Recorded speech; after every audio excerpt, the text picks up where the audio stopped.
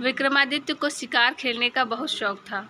एक बार शिकार खेलने के लिए वे जंगल में गए।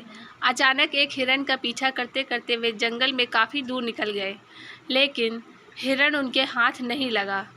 थक हार कर वे एक पेड़ के नीचे बैठ गए और इधर उधर नज़रें दौड़ाने लगे। उन्होंने देखा वे एक ऐसे वीरान जंगल में हैं जिससे बाहर निकलने का भी रास्ता नज़र नहीं आ रहा था।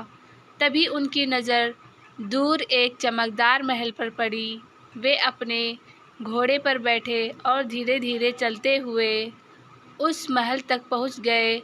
वह महल लूतवरण का था, जो कि राजा बाहुबल का दीवाना था। उसने विक्रमादित्य का स्वागत सत्कार किया। विक्रमादित्य को बताया कि आप यशस्वी राजा बनेंगे, लेकिन उसके लिए आवश्यकता है कि राजा बाहुबल आपका राज तिलक करें। उसने यह भी बताया कि हमारे राजा महादानी हैं।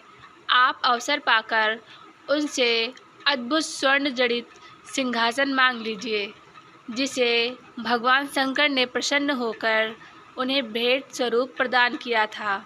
वह सिंहासन आपको चक्रवर्ती सम्राट बना देगा। यह सुनकर विक्रमादित्य राजा बाहुबल के महल में गए। राजा बाहुबल ने उनका उचित स्वागत सत्कार किया और उनका तिलक करके उन्हें चक्रवर्ती सम्राट घोषित कर दिया।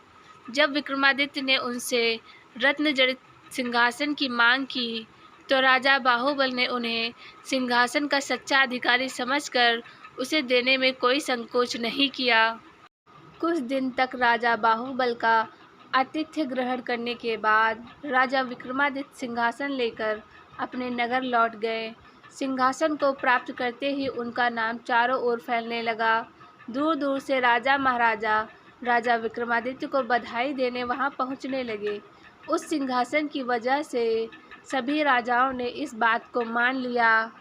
विक्रमादित्य पर देवताओं की असीम कृपा है। सभी ने उन्हें चक्रवर्ती सम्राट मान लिया।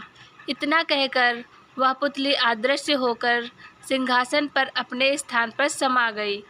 कथा सुनकर राजा भोज ने उस दिन सिंहासन पर बैठने का विचार छोड़ दिया और यह सोचकर वापस अपने महल में लौट आए कि अगले दिन अवश्य सिंहासन पर बैठूंगा।